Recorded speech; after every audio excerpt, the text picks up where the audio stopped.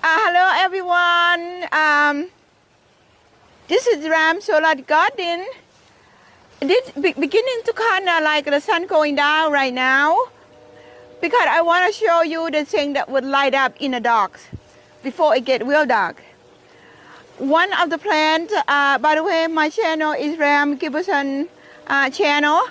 Sawadi Thailand. Hello America. And today I'm going to talk about the thing that would help light up in the dark corner. This is called marbles, unanimous. So I had it here for like maybe about 5 years now. When I got it, it was about 2 gallons size. The plant itself is probably about kind of like this. I planted here because I know this is shady area. And oh, by the way, I learned that if I plant it outside the fence, the deer would immediately come and eat it.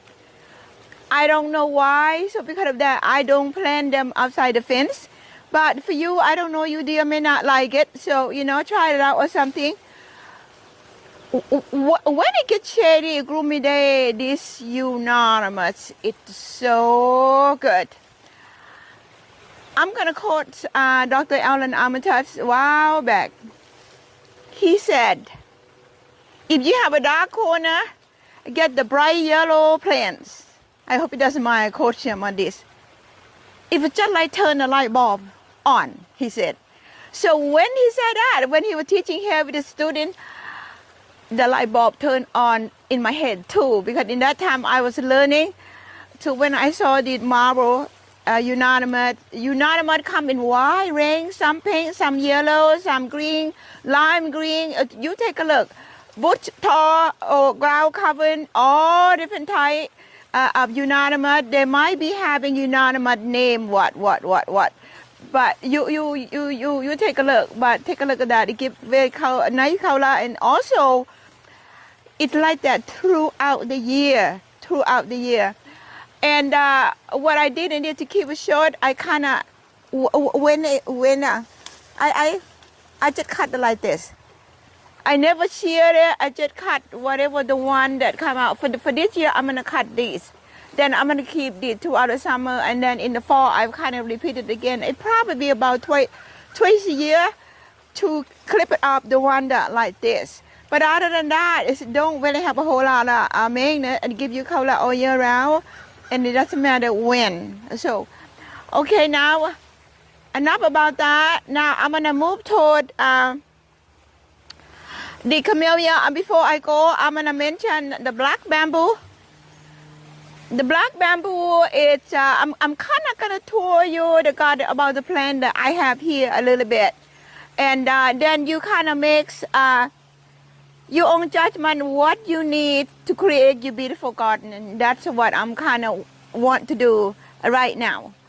The black bamboo, I talked about the golden bamboo before. It needs some kind of retain. If you're gonna buy any bamboo for your garden, be sure that you check and double check. Rather the bush bamboo or what do you call the clump bamboo or invasive bamboo, make sure that you don't end up with the invasive bamboo. This one, I love it. It's the black bamboo, and I have a retainer here. I'm not talking about retainer today. I'm talking about the plant that provide you different feature and different texture, different color. I put that yellow there because it bounces off. It bounces off this. It kind of what they call contrast and complementary. That and this. It contrasts the yellow and the black. This and that, it kind of complement. Because they have similarly texture and similarly color. If you want to understand the term, what is complement, what is contrast? Kind of complement in between the contrast and complement with the unanimous. And this is ornamented.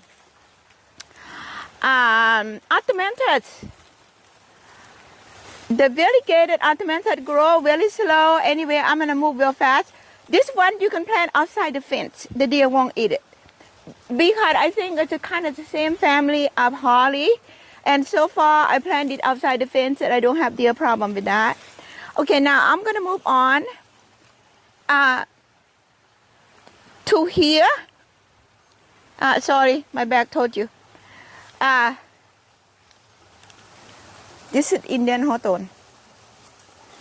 I planted here more than 5 years. When it blooms, it pink. If you, again, don't plant Indian Hawthorn outside the fence. The deer really love that. That's kind of my opinion. But, you know, for you, like I said, know your garden. And then you make the judgment. I can only share with you what happening for me. You know.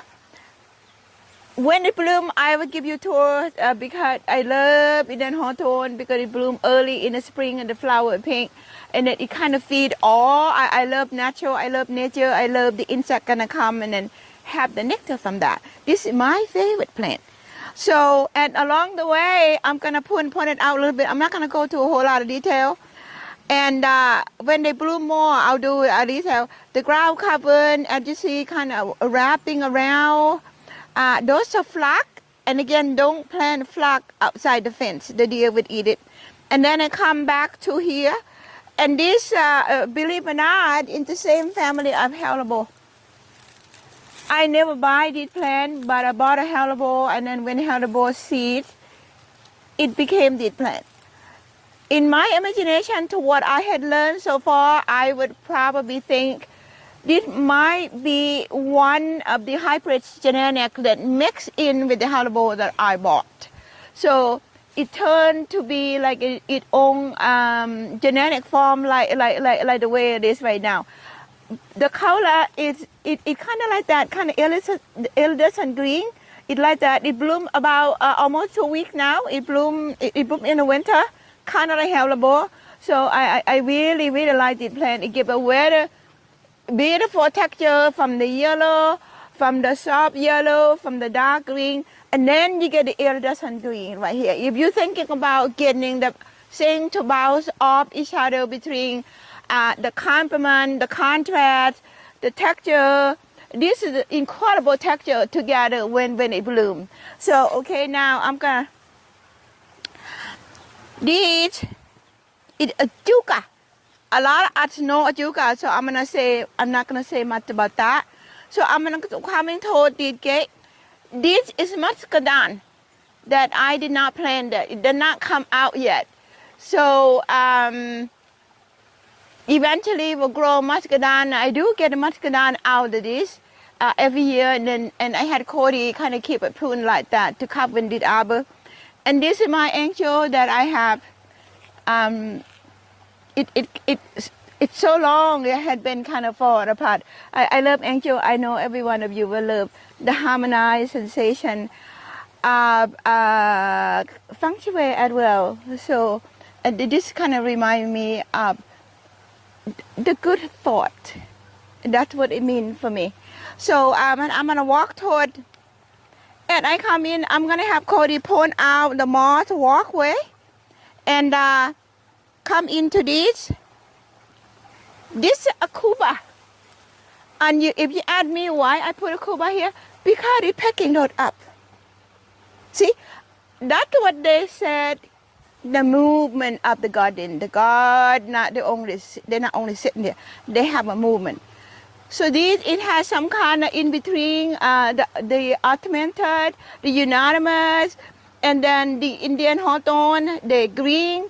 All of those combined of the movement of the color, it becomes this. That's what I kind of have in mind. So, you know, a lot of us, when we do the gardening, we don't think about that. Long time ago, I had an opportunity to take art class. My degree in that time was the fine art. So I use that ability to kind of combine the color and design. So you don't have to go take class for that, but learn how they come together. It's just like you're getting dressed, you know. You're getting dressed, you want things to kind of what, you know, like arranging your house, the color, the paint house. It kind of similarly to that. So, you know, see that like that. See how they move from one point to the other. Then I'm going to walk further. And this walkway I laid them many years ago, and now moss grow on them, and then I plant these Chamilia. This is the true form of Chamilia. I think I'm gonna try to find flowers so Cody can show you the flower. Can you get that, Cody? Yes. When I planted it about 3 gallon size, and I managed to tag this. I managed not to lose it. It called, when I bought it was about 1 gallon size. I put it here. Nearly 15 years or more. It called the Grand Slam. Grand Slam. Grand Slam. It bloomed right about now. If you love this color, if you love, I like a lot. Can you see, Cody? I just want to see, show you the pollen. See? All the pollen. Some camellia does not have pollen. Nothing wrong with that. It's beautiful. But I think the one that have pollens is the plus. Because, you know, when it gets warm, the insect that kind of dormant here, they do come out and take nectar from the flower. This would provide that. You know, they kind of come and go, get cold, they go back, and then I've been watching them, and then certain insects will come out. We don't have a lot, but they do come out. It provides nectar for the fall season for the insect that were dormant here. So, you know, because of that, I really like the plants. And also Chamilia.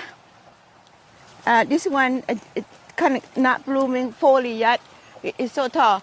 If Cody would have taken camera and go all the way up to see how tall it is and how beautiful flower it is.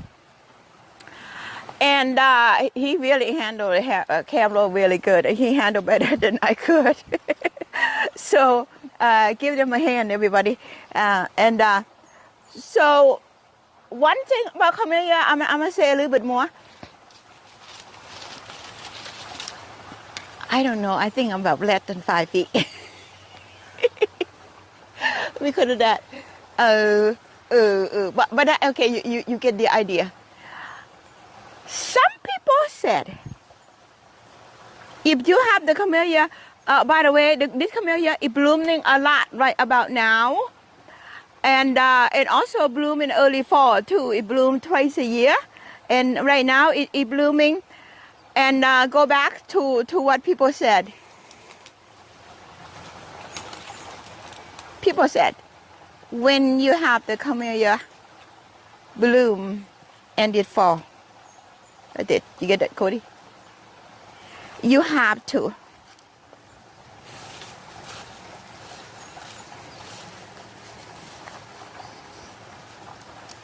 clean them up. You have to take these and send it away. Every single one of them, they said. This is otherwise it create a gas in the air and send back to the flower and cause the flower to fall too. Well, you figured it out. I heard that. I said, okay, sorry. Try to stop laughing. I'm not saying those people are wrong, but I am saying that, in my opinion, if those flowers don't have detergent acid too, would they fall anyway?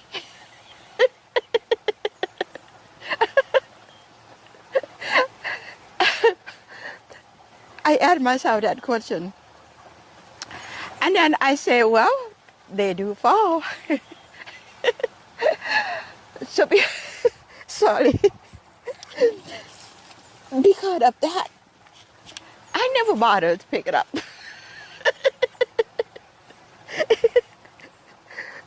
I thought they look good on the ground. And then on top of that, they became part of the compost. I think it's great. So, you know, whatever said, who did that, they got a good outcome and have the flower last longer. I think it's great. But for me, I just never picked them up. I just let it be beautiful on the ground. Okay, enough about that. So now I'm gonna, as we go, I think Cody can show you the flower on the floor. And then I better come before we lose the light. And this one is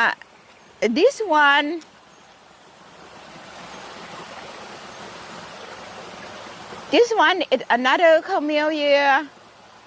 It called Supreme. The name kind of faded out. I can't really read that. But anyway, it is a Chamilia, and then it variegated. See, the whole. If Cody didn't mind to show the whole thing, it kind of. You see how beautiful it is. This plant, Chamilia, from what I know, is original developed in China. It's the Chinese sort of flower genetics. It develops there, but now they crossbreed so much. They cross the hybrids so many. I'm not even sure now where it is established at the owner of the breed. So I don't know. So maybe might be some more information for you online to learn, but it is a great plant. It's evergreen all year round, and then I don't feed much, I don't take care much, I don't do much about that. When it bloom, it just bloom, and then the other one I have to come here real quick. This one it put it to. I have quite a few. This one I pruned it last year because the bush was so big. I had Cody pruned it, and now it just barely come back. And then it's a pink cascade. This one called pink cascade. And then, by the way, see, this plant I have for so long. If you're gonna go out to look for, you might find something similar. The name it may not be the same. So it doesn't matter if you buy the Chamilia, you love that plant, and don't get the name hang up in your head. It's Chamilia, and then generally when they name this thing, when they hybrid it, they named after somebody, city, or something like that. But the Chamilia, the best is to find what you like and know how tall it grow, how big, how wide, and all that. But even that it never follow the tag. So plant gonna do what it do, what it does. So it kind of like that. Keep it in mind. And I'm gonna bring you here. We just get good light. Okay. I'm gonna take you in here. Never, well, I shouldn't say never. When you build the walkway, always have the thought in mind, where are you going? You're going to the sitting bench, you go to see the waterfall, you're going to see your beautiful tree, or where? If you build a walkway and then you have a dead end, think about putting like sitting bench, something to relax, or something beautiful tree, or some kind of focal point that you can put it there. So that way it gives you the destiny of the harmony. And again, I'm going back to the feng shui again. It kind of allow you to remember you're coming here to sit. And generally, I don't sit much on this bench, but it serves me every time when I walk by. I see this sitting bench, it automatic checker in my mind said, restful place, even though I didn't sit. That is part of the positive energy flow that kind of happen and develop from you, and then when you receive that, you send it back into the garden. And that's what I mean. When you see it, even though you don't sit, but you instantly feel that you are restful. So I'm gonna get up and walk a little bit further more. I'm gonna bring Cody back here. How many minutes, Cody? 20. Huh? 20. 14. Okay, now the sitting Ben is served at the site. I built this waterfall because again, everything is about the sensation of peace. Thing that remind you of the beautiful and calm, feeling good. I put it that way. And then when you come into the wood here, I built this waterfall will drop because my thought is I wanted to have that sound covered all in this area, and to have the peaceful place. And Tom, my husband, he named this area reflecting area. He named that. I totally agree. Because when you come in here, it's so quiet. See? I have a lot more to share with you. But here, it's a good place to come and rest. And I do, by the way. I come in when I get up early morning. Sometimes I come in here with a cup of coffee. I sit in here. And just to listen to the bird, just to listen to the sound water. And then, especially right now, it's so peaceful. The sun is going down. And I put angel over there because it represents the cornheart. The thing that you feel good about sharing. The thing that you feel good about existed in planets. That I would say that. So I'm gonna walk a little bit that way. I'm gonna allow Cody to get some of the feature here, and I'll finish the whole walkway later when more flowers are blooming. This is another one, and this one again I don't have a name tag anymore. What name it represents? Oh, I know it is Chamilia. It is a Chamilia. It is the Chamilia. You see this? Okay, if you can get like that, this is Chamilia. It's variegated, but it's less red, it's more pink. To go back of how saying lengthen connect in a movement in my mind, I thought what? That one kind of red, and then it kind of variegated. And then when I found this, I said this one is the pink and then variegated. In my mind, to make the movement a visual, I see that one on that corner, and when I come around this way, I see this. So that means you kept in your thought variegated color.